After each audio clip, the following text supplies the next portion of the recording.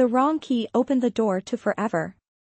Hello everyone, before we begin today's story, I have a small favor to ask. Please hit subscribe and turn on the notification bell so you never miss our channel's new videos. It is quick, free, and the best way to support us in bringing you more dramatic stories. Your support means the world to us. Where are you watching from? Drop your city or country in the comments below. Thank you very much. Now, let us get back to our main character. It all started with a single key that was never meant to fit. Late one rainy evening, Emma Hayes rushed into the marble lobby of the Sterling Tower, her hair damp and her hands trembling. She had just finished her double shift at the flower shop, exhausted and distracted, when she grabbed the wrong key from the counter. The tag said 18 Bear Tiny Studio on the poor side of the building, but what she held was marked 81B, the penthouse suite. She did not notice. She only wanted to drop off a bouquet for a last-minute order. The elevator hummed upward, its mirrored walls reflecting her tired eyes and wrinkled uniform. When the doors opened, she stepped into a different world of glass and gold. The hallway smelled like cedar and wealth. She found the door, turned the key, and froze as the lock clicked open far too easily. Inside, the apartment glowed with soft light and expensive stillness. "Hello?" she whispered. No answer. She took one step in, her sneakers squeaking against marble. And then a deep voice came from behind her. "You should not be here." She spun around. A tall man in a charcoal suit stood by the kitchen island, his tie loosened, his gaze cold and unreadable. His name was Adrian Cole, CEO of Cole Dynamics, one of the city's youngest billionaires. The tabloids called him the Ice King. Tonight, he looked every bit the part, sharp, calm, untouchable. Emma's heart pounded. "I am so sorry, I must have," she held up the key. "This is 18B, right?" He arched an eyebrow. "That is 81B, you just broke into my home." The blood drained from her face. "Oh my God. I will leave right now, I promise." She turned to run, but he spoke again, his tone shifting from irritation to calculation. "Wait." He studied her. She was dripping rainwater onto his imported rug, holding a crushed bouquet of roses that did not belong in his world, yet there was something disarmingly sincere about her panic. "You work at Bloomhaven, do you not?" he asked. "Yes, sir," she stammered. "I was just delivering an order." "Keep the key," he said unexpectedly, his voice quiet now. "You might need it soon." She blinked, confused, but before she could ask, he dismissed her with a nod. The next morning, her life took another wrong turn. The flower shop announced layoffs. Rent was due. Her mother's medical bills arrived again. That night, a sleek black car stopped in front of her apartment. The door opened, and Adrian Cole stepped out, immaculate as always. "Miss Hayes," he said evenly. "I have a proposal. I need a fiancé for 6 months. It is a contract, nothing more. You will be compensated enough to cover every debt you have." She stared at him, stunned. "You want me to pretend to be your fiancé? Why me?" His eyes met hers with unsettling calm. "Because you are real. And you owe me a key." The world seemed to tilt around her as thunder rumbled outside. The same key she had picked by accident now gleamed in his hand, his invitation, his challenge, and perhaps, her way out. What she did not know yet was that this wrong key would unlock not just a penthouse door but the one thing neither of them believed they could find again forever. Emma sat at her small kitchen table, staring at the business card in her hand. Adrian Cole, Chief Executive Officer of Cole Dynamics. She still could not believe the man whose penthouse she had accidentally entered was now offering her a contract marriage. The rain outside had turned to mist, coating the city in a quiet gray. The refrigerator hummed in the silence as she whispered to herself, 6 months pretend to be his fiancé. The thought sounded insane. Yet the envelope he left behind contained a number that could erase every bill stacked on her counter. Her mother's medical treatments, the overdue rent, the shop's final notice gone. She had always believed in working hard for every penny, but this was not hard work. This was selling her name, her face, her truth. Still, when you are drowning, even a dangerous deal can look like a lifeline. The next morning she walked into the marble lobby of Cole Dynamics, her heart hammering. People in suits moved like a current of purpose. She felt like an intruder in her thrift store dress. The receptionist led her to the top floor where Adrian was waiting. The office was a palace of glass and quiet power. Adrian stood by the window overlooking the skyline, calm, distant, his expression unreadable. "You came," he said. Emma swallowed. "I came to say this is crazy." "Everything about my life is crazy," he replied evenly. "But I keep it under control. This is just business. You help me. I help you." He handed her a folder. Inside was a legal contract, stamped and notarized, with her name already typed beside his. "Clause 1, he said. No emotional involvement. Clause 2, no interference in each other's personal matters. Clause 3, the agreement ends after the annual charity gala." She looked up at him. "And what do you get?" "Stability," he said. "The board and investors expect me to settle down. A fiancé at my side makes things easier." He paused, his eyes narrowing slightly. "You get financial security and freedom from your debts. In return, you attend events with me, live at my penthouse, and play the role convincingly." Emma's hands trembled. "So, you are hiring me to be your wife?" "In a manner of speaking." "And if I say no?" "Then I find someone else." His tone was neither cruel nor pleading, just factual.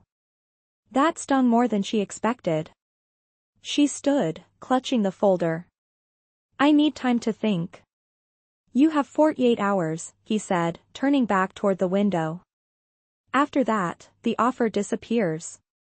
Outside, the wind cut through her coat as she walked back to the bus stop. The city lights blurred through her tears. That night she could not sleep. Her mother called from the hospital, her voice weak but hopeful. "The doctor says I might need another treatment soon, sweetheart. Are you doing all right?" Emma smiled through the ache. "Yes, Mom. Everything will be fine." She ended the call and stared at the ceiling. The key still sat on her dresser, the wrong key that started everything. When morning came, she found herself standing again in front of the Sterling Tower. The doorman nodded, already recognizing her. She took the elevator to the top floor. Adrian was there, signing papers, as if her decision did not matter. She placed the contract on his desk. "I will do it," she said. He looked up slowly, a flicker of surprise in his eyes before it vanished. "Then welcome to our arrangement, Miss Hayes." He extended his hand. She hesitated, then shook it. His grip was steady, professional, but the moment their palms met, something unspoken passed between them. "Move into the penthouse tomorrow," he said. "My assistant will handle the logistics." "And Emma," he paused, his gaze softening just slightly, "you can call me Adrian when we are alone. It will make the act more believable." As she left his office, the city stretched wide below her, glittering and endless. She did not know it yet, but that handshake was not the beginning of a transaction. It was the first thread of something neither of them had planned, for something that would test every rule they had just signed. The following week moved like a blur. Emma arrived at the penthouse with 2 suitcases and a racing heart. Adrian's assistant, a sharp woman named Claire, guided her through the marble halls as if introducing a museum exhibit. Every surface gleamed, every corner whispered wealth. "This is your room," Claire said, opening a door that looked larger than Emma's entire apartment. A view of the city skyline stretched across the window like a painted backdrop. "Mr. Cole prefers order and discretion. Meals are scheduled, appearances will be managed, and you will receive etiquette training every afternoon. The first event is in 5 days." Emma nodded, trying to look calm as Claire handed her a schedule. When the door finally closed behind her, she sat on the bed, overwhelmed by the scent of luxury. The sheets were softer than anything she had ever touched. On the nightstand lay a small velvet box. Inside, a diamond ring sparkled under the light. Beautiful, cold, too perfect. A note rested beneath it, for appearances. A size 7 should fit. His handwriting was precise, distant. That evening, she met Adrian in the living room. He was reviewing documents, sleeves rolled up, a faint trace of fatigue under his eyes. "You are settling in?" he asked. "Trying to," she replied honestly. "Good. Tomorrow, Claire will take you shopping. The foundation dinner is formal. I will need you to smile when cameras are on and stay quiet when they are not. So, basically, be seen and not heard," she said. His lips curved faintly. "You catch on quickly." For a moment, silence filled the air between them, charged but unspoken. Emma broke it with a soft laugh. "You know, for a fake husband, you give terrible reassurance." He looked at her, something unreadable flickering in his eyes. "Then maybe you should stop expecting real comfort." She did not know why that hurt more than it should. Over the next few days, she was swept into a new rhythm. Stylists fitted her for gowns, etiquette coaches corrected her posture, and Claire rehearsed introductions until her tongue stumbled. Emma learned to smile without showing nerves, to speak slowly, to stand beside Adrian with a grace that felt borrowed. Every evening, they practiced small details: how to walk together, where to place their hands, what to say when asked how they met. He was precise, always calm, always in control. And yet, sometimes, she caught glimpses of a man behind the arm, or a faint smile when she tripped over her heels, a quiet pause when she offered to make coffee instead of waiting for staff. One night, while rehearsing for the gala, she asked, "Do you ever get tired of pretending?" Adrian looked up from his notes. "Pretending? That everything is fine. That you do not care what people think." He stared at her for a long moment. "Pretending is how you survive in this world." "Maybe," she said softly, "but it must be lonely." He did not answer. The next morning, the press release went public. Adrian Cole, CEO of Cole Dynamics, engaged Emma Hayes. The photo taken at a private shoot the day before showed her in an emerald dress, his hand resting lightly on her waist. The image went viral within hours.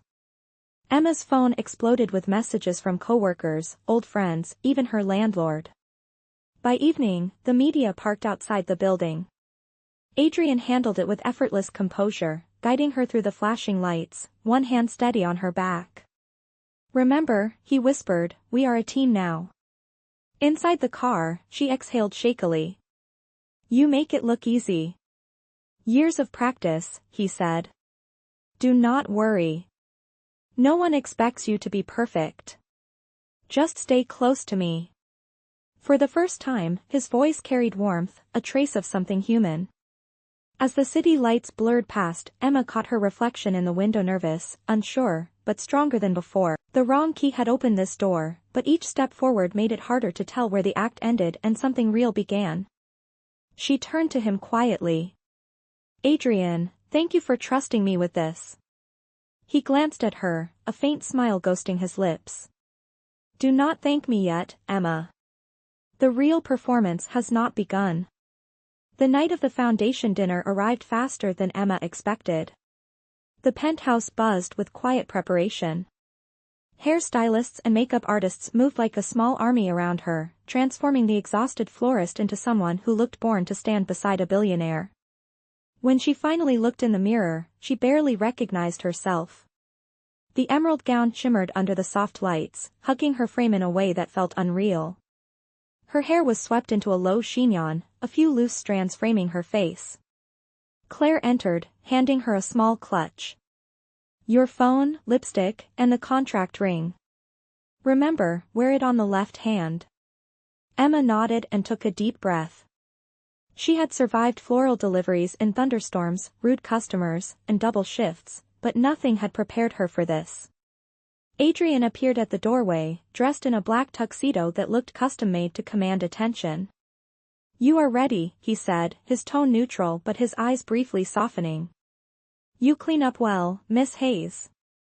I would say the same, Mr. Cole, she replied, forcing a smile. Their driver took them to the downtown hotel where the charity event was held. Cameras flashed as soon as the doors opened. The crowd murmured, curious about the mysterious woman on Adrian Cole's arm. He leaned slightly closer and whispered, "Smile. Let them believe what they want." Inside, chandeliers sparkled like constellations. The ballroom was filled with politicians, investors, and media personalities. Emma's heels clicked against the marble floor as they made their entrance. People turned to greet them, men with measured nods, women with polite smiles hiding curiosity. Adrian guided her through the crowd, his hand resting lightly at her back, the perfect image of affection. When a reporter called out, "Mr. Cole, is this the lucky woman?" He turned to the cameras with a faint grin. "She is more than luck," he said smoothly. The flashbulbs went wild. Emma blushed, realizing that for the world watching, his words sounded like love. As the evening continued, she noticed how naturally Adrian shifted between charm and control. He spoke about the foundation's new scholarship program, shook hands, and delivered a speech that earned a standing ovation. When the music began, couples filled the dance floor. Adrian offered his hand to her. "It would look suspicious if we did not dance." She hesitated only a second before taking it. His palm was warm, steady. As they moved, she whispered, "I am trying not to step on your shoes." "You are doing fine," he murmured back, his breath brushing her ear. The song slowed, and for a brief moment, the noise around them faded. Under the golden lights, his mask slipped. His gaze softened, revealing something raw and unguarded. Emma felt her chest tighten. It was only a dance, but her heartbeat betrayed her. The spell broke when a woman approached, a tall, elegant brunette with sharp eyes. "Adrian," she purred, touching his arm. "It has been too long." He straightened. "Victoria," he said evenly. "You remember Emma, my fiancée?" Victoria's smile was thin. "Of course. How lovely. And how sudden." Emma forced a polite laugh. "Life moves fast sometimes." "Does it?" Victoria's gaze flicked between them. "Be careful, darling. This world has teeth." She walked away, leaving behind a trace of perfume and tension. Emma turned to Adrian. "An ex?" "An old friend," he said shortly. But his jaw tightened, and his eyes followed Victoria across the room. Later, as they posed for one last photo, Emma whispered, "You could have told me who she was." "It did not matter," he replied. "It felt like it did," she said quietly. He did not answer. On the drive home, silence filled the car. The city lights slid across his face, carving shadows in the angles of his jaw. She stared out the window, clutching the clutch bag in her lap, realizing that beneath the glamour and applause, there were cracks forming in the deal they had signed. By the time they returned to the penthouse, she no longer felt like the same woman who had walked in that morning. She was part of his world now, but it was a world where every smile was measured and every truth came with a price. As she removed the heavy diamond ring that night, she caught her reflection in the mirror, the florist who became a fiancé for hire. Somewhere deep inside, she wondered which version of herself would survive this game first. The following days passed with an uneasy quiet between them. The charity dinner had changed something neither of them could name. Emma tried to return to the rhythm of their agreement, keeping her distance, smiling for the cameras, but inside the lines were beginning to blur. Adrian spent long hours at the office, leaving her alone in the penthouse filled with too much silence. Some nights she stood by the glass wall, looking down at the city lights and wondering if she had stepped into a life that was slowly erasing her own. One evening she found him in the study, his jacket draped over the chair, sleeves rolled up, papers scattered across the desk. He looked tired, the kind of tired that no amount of wealth could fix. "You missed dinner," she said softly. He glanced up. "I had calls." "You always have calls." He exhaled, closing his laptop. It keeps the company running. And what keeps you running? She asked. That caught him off guard. For a moment his composure cracked, revealing something vulnerable. Habit, I suppose, he said finally. When you spend years building walls, you forget what it feels like to rest. She walked closer, lowering her voice. You do not have to pretend all the time. He gave a faint smile. Neither do you.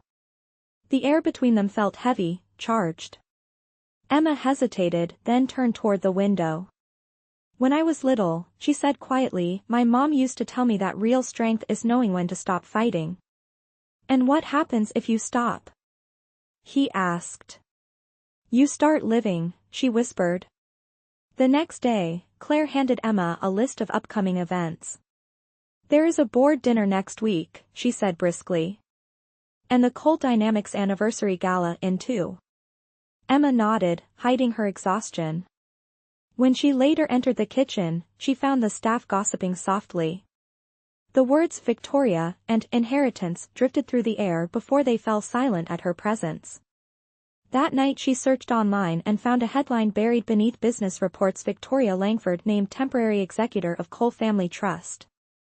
It mentioned a clause in the Cole estate requiring Adrian to be legally engaged to retain control.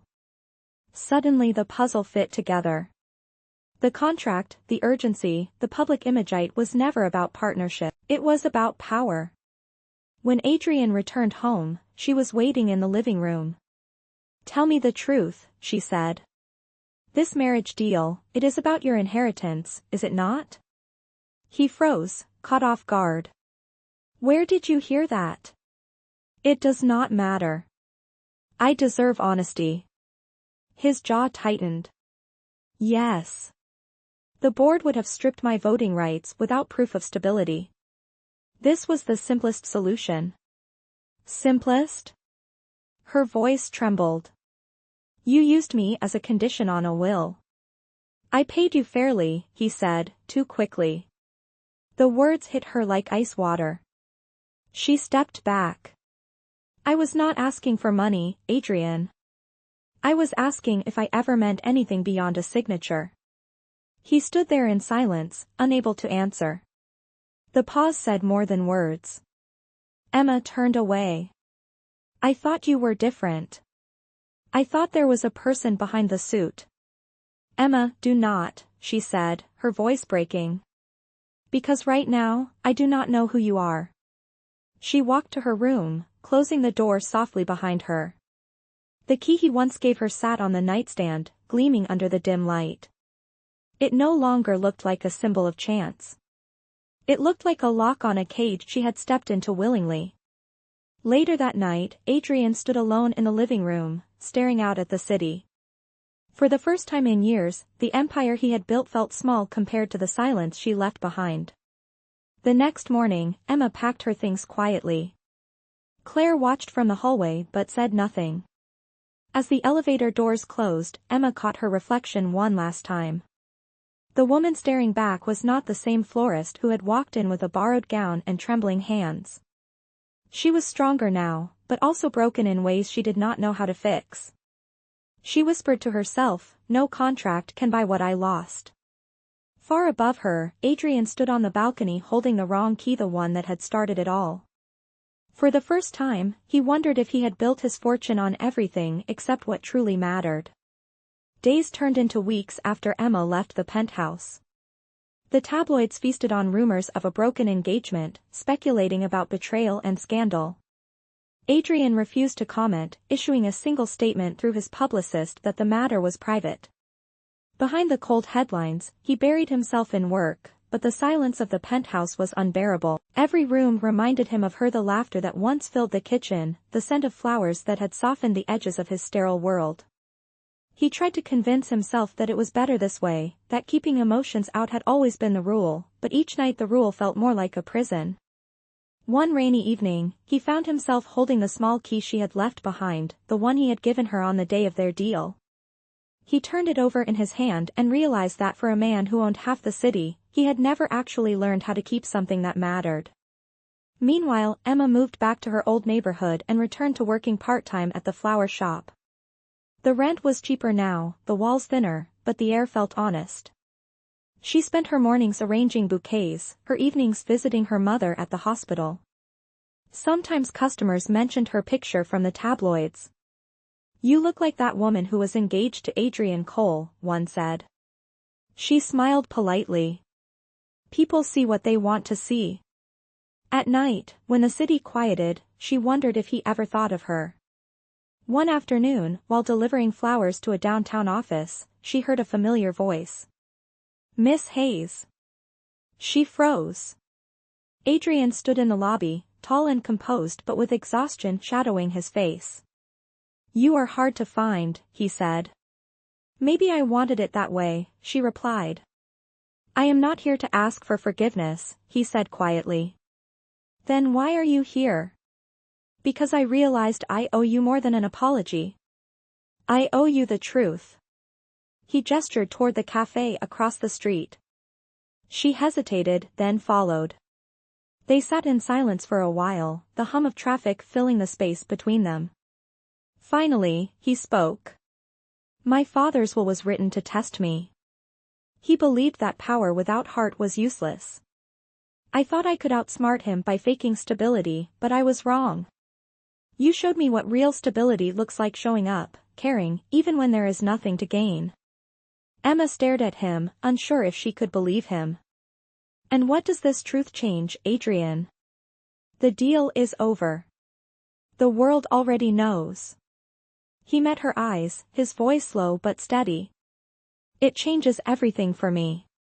Because for the first time, I do not care about the board or the company. I care about what I lost when you walked away." Emma looked down at her hands. "I cannot go back to pretending." "Then do not," he said. "Let me prove that it can be real this time." She shook her head, her heart pounding. "It is not that simple." "It never is," he answered. He pulled something from his coat pocket, the same key she had left behind. "This belonged to you. It opened my door once, but it opened my eyes more." She took it slowly, her fingers brushing his. "Adrian, keep it," he said. "Whether you ever use it again or not, I needed you to have it." When she stood to leave, he did not stop her. He watched her walk away, rain beginning to fall outside the cafe window. For the first time in years, he let himself feel the weight of loss, not as weakness, but as truth. Later that night, Adrian cancelled an investor meeting and called Claire. "Schedule the foundation's next event at Bloomhaven," he said. "And make sure Emma Hayes is credited as the creative director." "Are you sure?" Claire asked. "Completely," he replied. The next morning, Emma arrived at work to find an envelope waiting for her. Inside was an invitation embossed with gold: Cole Foundation Annual Gala, Creative Direction by Emma Hayes. Beneath it, a handwritten note: "One more chance to open the right door." Her hands trembled as she read it. Outside, the city stretched endlessly, alive with possibility. For the first time in a long while, she allowed herself to hope that maybe, just maybe, the wrong key was leading her toward something true. The night of the Cole Foundation Gala arrived with a quiet kind of tension that hummed beneath the city lights. For Emma, it was no longer about pretending to belong in Adrian's world. It was about claiming her own space within it. The ballroom looked entirely different from the last event she had attended. This time, she had designed it herself. The flower arrangements were her work: white orchids, soft blush roses, and cascading ivy that wrapped the stage like a living sculpture. Each table's centerpiece told a story of renewal, of something broken made beautiful again. When she arrived, wearing a simple black gown rather than the glittering ones from before, people turned to look, not because of her jewelry or title, but because of the confidence in her step. Across the room, Adrian watched her enter. For weeks he had imagined this moment, but seeing her now, calm and radiant, made every board meeting, every sleepless night, worth it. Claire leaned toward him. "Everything is perfect, sir." He nodded, but his eyes stayed on Emma. She moved through the crowd with poise, greeting guests, directing staff, smiling genuinely. It was her world now, not his. When the lights dimmed, the master of ceremonies took the stage to announce the new charity initiative, one that would fund art programs for underprivileged schools across the state. Adrian stepped forward to speak, his voice steady. "This foundation has always been about rebuilding lives," he said. "And tonight, I owe that lesson to someone who reminded me that the best things we build do not come from contracts or conditions, but from compassion." The audience applauded, unaware that his gaze had locked on Emma. After the speech, applause thundered, and Adrian walked down the stage, weaving through the crowd until he reached her. "You did this," he said quietly. "No," she replied, "we did." He smiled faintly. "Still correcting me, Miss Hayes?" "Only when you are wrong," she said, a hint of laughter breaking through. The music began again, softer this time, a slow melody that wrapped around the room like a promise. Adrian extended his hand. "One dance. No photographers, no deals, just us." She hesitated, then placed her hand in his. The world seemed to blur around them as they moved. For once, it did not feel like an act. "You always find a way to surprise me," she whispered. "I am only trying to earn the right to," he said. As the song ended, the crowd clapped politely, but the sound felt distant. In that moment, under the warm glow of the chandeliers, Emma realized something had changed. The man before her was not the CEO who had bought a fiancé, he was the man who had learned what it meant to love without a contract. Adrian looked at her, his voice low. "This time, no agreements. Only honesty." She nodded, her eyes soft but steady. "Then start with this. Why did you really ask me to stay that night?" He smiled faintly. "Because you opened a door I did not even know existed, and I have been standing in it ever since." Around them, the ballroom shimmered with applause, laughter, and light, but in the quiet between two heartbeats, they both knew that something real had finally begun. The weeks after the gala felt like waking up from a long dream. Emma's designs for the Cole Foundation were praised across the city, and for the first time, she was recognized not as Adrian's fiancée but as Emma Hayes, the creative mind who transformed a cold corporate event into something that moved people. Yet despite the success, she kept her distance. She needed to be sure that what had grown between them was real and not another transaction dressed as affection. One evening, as the sun dipped low behind the skyline, Adrian arrived at Bloomhaven unannounced. The shop was nearly empty, the scent of fresh lilies filling the air. He stood by the doorway, watching her rearrange a bouquet, her fingers careful, her expression peaceful. "You always liked hiding behind flowers," he said softly. She turned, startled but not angry. "I am not hiding," she said. "I am building again." He stepped closer. "You were always the builder. I was the one who kept tearing things down." Emma set the vase aside, wiping her hands. "Why are you here, Adrian?" "Because there is something I need to say before it is too late." He reached into his coat and pulled out a folded document, the original contract, the one that had bound them together months ago. "This started as business," he said. "A deal built on lies. But I do not want any part of that life anymore." He took a lighter from his pocket and, without hesitation, set the corner of the paper aflame. The flames curled around the edges, the ink turning to smoke. Emma watched in silence as he dropped it into a metal bowl.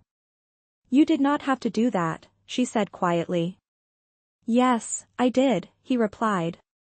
"Because I never want there to be another moment where you question if you are here out of choice or obligation."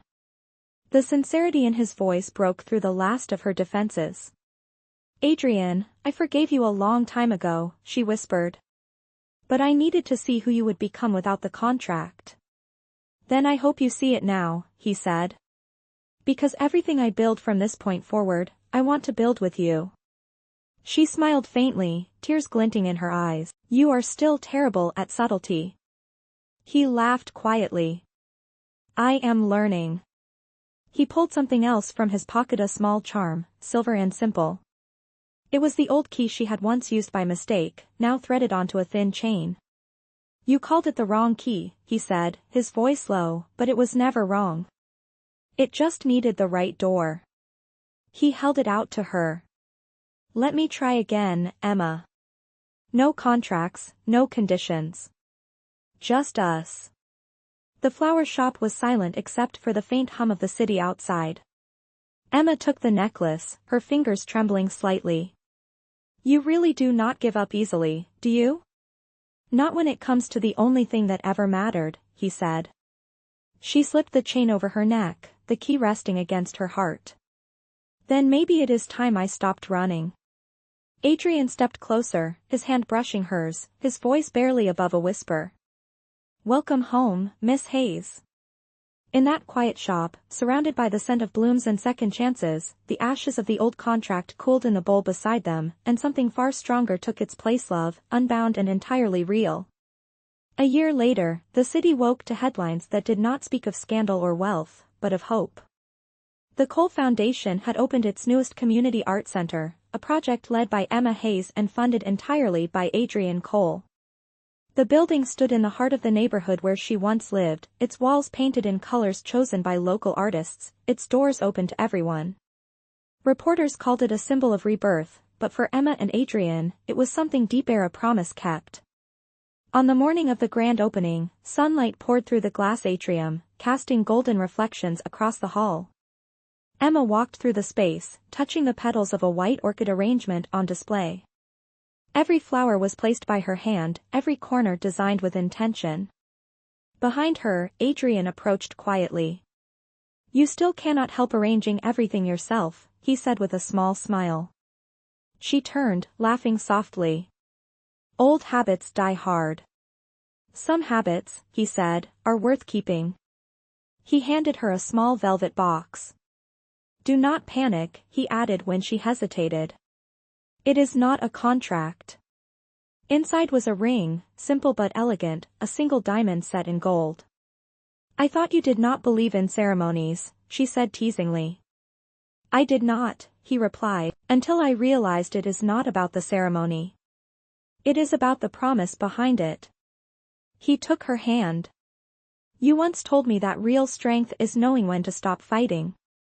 I stopped fighting a long time ago, Emma. I am done pretending. I love you. The room seemed to quiet, the laughter and chatter from the crowd outside fading into a heartbeat. Tears welled in her eyes as she whispered, You really have a way of saying the right thing at the right time. Only when it matters, he said. She nodded slowly. Then yes. But not because of the ring, or the name, or the world watching. Because this time, I choose you freely. Adrian smiled, slipping the ring onto her finger. Around them, guests began to gather for the opening ceremony, unaware of the quiet vow that had just been made in the corner of the hall. When the ribbon was cut and applause filled the space, Emma stood beside him, their hands intertwined. For the first time, there were no contracts, no expectations, just two people who had found each other through every mistake and every miracle. Later, as the sun began to set, they walked through the art garden outside. The wind carried the scent of flowers and paint, the same fragrance that had marked their beginning. Emma looked up at the engraved plaque by the entrance. It read the Hayes Cole Art Center, built from the wrong key that opened the right door. She smiled and whispered, You kept the name. Adrian looked at her, his expression soft. I kept the story. She leaned into him, her voice barely a breath. Then let us keep writing it. As the city lights began to glow, they walked hand in hand beneath the evening sky, leaving behind the past but carrying its lesson forever, that sometimes, the wrong door is exactly where forever begins. A year later, the city woke to headlines that did not speak of scandal or wealth, but of hope. The Cole Foundation had opened its newest community art center, a project led by Emma Hayes and funded entirely by Adrian Cole. The building stood in the heart of the neighborhood where she once lived, its walls painted in colors chosen by local artists, its doors open to everyone. Reporters called it a symbol of rebirth, but for Emma and Adrian, it was something deeper, a promise kept. On the morning of the grand opening, sunlight poured through the glass atrium, casting golden reflections across the hall. Emma walked through the space, touching the petals of a white orchid arrangement on display. Every flower was placed by her hand, every corner designed with intention. Behind her, Adrian approached quietly. "You still cannot help arranging everything yourself," he said with a small smile. She turned, laughing softly. "Old habits die hard. Some habits," he said, "are worth keeping." He handed her a small velvet box.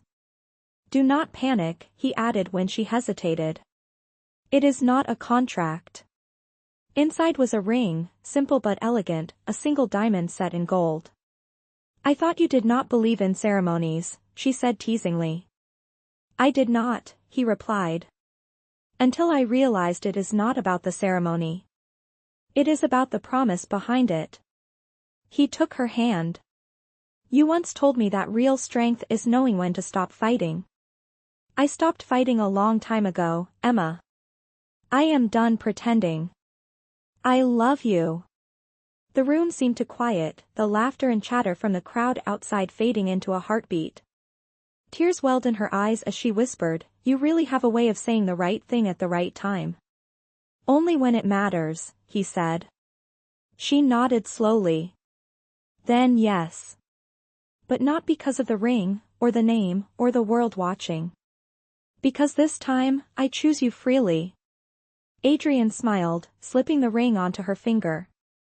Around them, guests began to gather for the opening ceremony, unaware of the quiet vow that had just been made in the corner of the hall. When the ribbon was cut and applause filled the space, Emma stood beside him, their hands intertwined. For the first time, there were no contracts, no expectations, just two people who had found each other through every mistake and every miracle. Later, as the sun began to set, they walked through the art garden outside. The wind carried the scent of flowers and paint, the same fragrance that had marked their beginning. Emma looked up at the engraved plaque by the entrance. It read the Cole Art Center, built from the wrong key that opened the right door. She smiled and whispered, "You kept the name." Adrian looked at her, his expression soft. "I kept the story." She leaned into him, her voice barely a breath. "Then let us keep writing it." As the city lights began to glow, they walked hand in hand beneath the evening sky, leaving behind the past but carrying its lesson forever, that sometimes, the wrong door is exactly where forever begins.